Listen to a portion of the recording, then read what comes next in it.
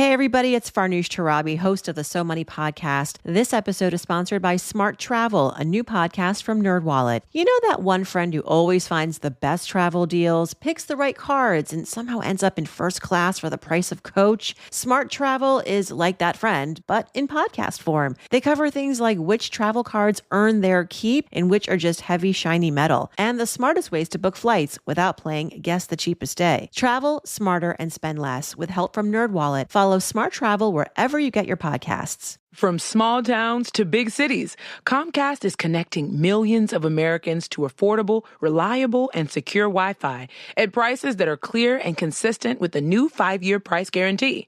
Backed by AI innovation, resilient design, and cybersecurity technology, the Comcast network is built to keep families and businesses connected and their data safe. Learn more about how Comcast is investing in a more connected America at ComcastCorporation.com/investment.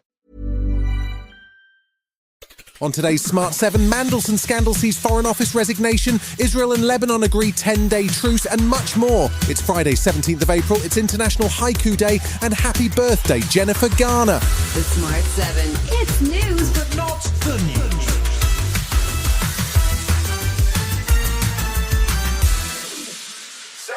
The Peter Mandelson scandal sparked back to life on Thursday as a new Guardian investigation discovered that the former peer failed his security vetting. Mandelson was appointed and then sacked as the UK's ambassador to the US over his long-running friendship with financier and sex trafficker Jeffrey Epstein. Prime Minister Keir Starmer had pledged to release the details of the appointment process under what's called a humble address, but the Guardian investigation has found that the Foreign Office overruled procedures after Mandelson failed the vetting. Senior civil servant at the Foreign Office Ollie Robbins is stepping down, but it leaves Sir Keir Starmer in a very difficult position, as opposition leaders were keen to point out. Tory leader Kemi Badenoch says it's a cover-up. We had a humble address in Parliament where we asked for all of the documents. This did not come out then. It's gone to the press. That means that something was being covered up. This is a very serious situation. Lib Dem leader Sir Ed Davey says it may be time for the PM to resign. Well, if the Prime Minister has misled Parliament and the public about this, he will have to go. We already know he showed catastrophic political misjudgment in appointing Mandelson. He was relying on the vetting process as his defence. It looked like the vetting process was ignored. There was good news on Thursday as Israel and Lebanon agreed a ceasefire, which will last for at least 10 days. Thousands have been killed as Israel attacked Hezbollah targets in Lebanon, and Israel has refused to withdraw any troops during the ceasefire period. US President Trump announced the deal and said that he expects to meet Israeli and Lebanese delegations over the next few days. There was no significant progress on talks between Iran and the US, and Secretary of War Pete Hegseth was back making threats of destruction on Thursday. We are locked and loaded on your critical dual-use infrastructure, on your remaining power generation, and on your energy industry. We'd rather not have to do it, but we're ready to go at the command of our president and at the push of a button. With no sign of progress, concern is mounting about potential jet fuel shortages and delays to deliveries of essentials to the UK like food and even gases like CO2. Business and Trade Secretary Peter Kyle told Sky News that there's no imminent risk. At this moment, this is not a concern for our economy. If that changes, I will speak about it and I will make an announcement about it. But for this moment in time, there is not the concern because I have taken the action.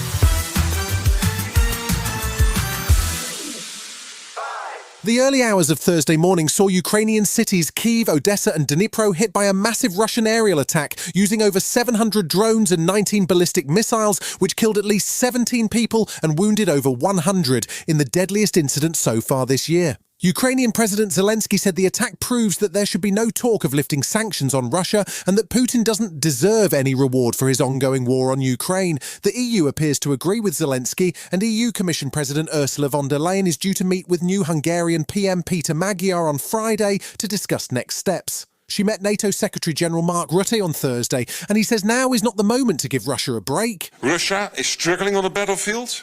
Winning is now a distant dream for Putin. And we even saw some media reports that he is understanding that his economy is in a bad shape. And we already knew that.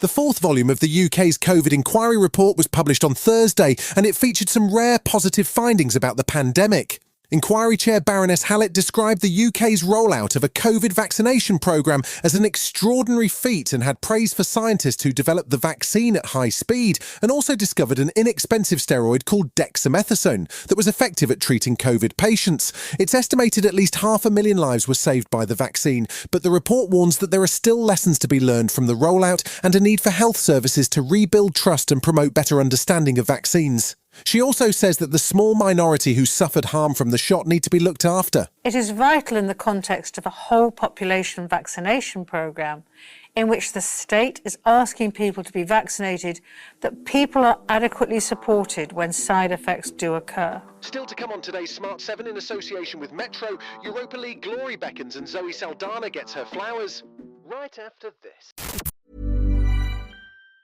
Hey everybody, it's Farnoosh Torabi, host of the So Money podcast. This episode is sponsored by Smart Travel, a new podcast from NerdWallet. You know that one friend who always finds the best travel deals, picks the right cards, and somehow ends up in first class for the price of coach? Smart Travel is like that friend, but in podcast form. They cover things like which travel cards earn their keep and which are just heavy, shiny metal, and the smartest ways to book flights without playing guess the cheapest day. Travel smarter and spend less with help from NerdWallet. Follow Smart Travel wherever you get your podcasts.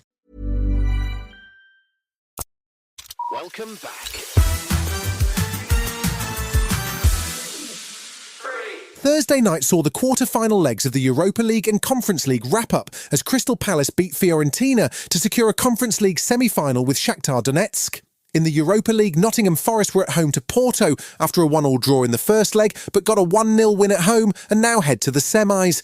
Aston Villa were also at home to Italian side Bologna, and they won the second leg 4-0 to record an incredible 7-1 aggregate score and head to the semi-final where they'll meet Forest. Aston Villa manager Unai Emery is looking forward to the all-English clash. So happy how we are performing in this competition, expecting this competition a lot, and now we are in semi-final and still work to do. Happy, but strongly focusing the way we are. Time magazine dropped its list of the world's 100 most influential people this week, which includes artists, leaders, icons and innovators. The leaders include Pope Leo and Donald Trump, which might make for an awkward launch party, while innovators include Lando Norris, with Alan Cumming and Kate Hudson on the icon list. Zoe Saldana made the Titans list, and no less a figure than James Cameron wrote the piece to accompany her photo as he celebrated the fact that she is now the world's highest box office grossing actor. She says she's happy to look back and also to be the age she is. I feel like sometimes I'm going to wake up and I'm going to be 31 again, but that's not going to happen. You know, and I'm so happy about that because at 31 I was so miserable.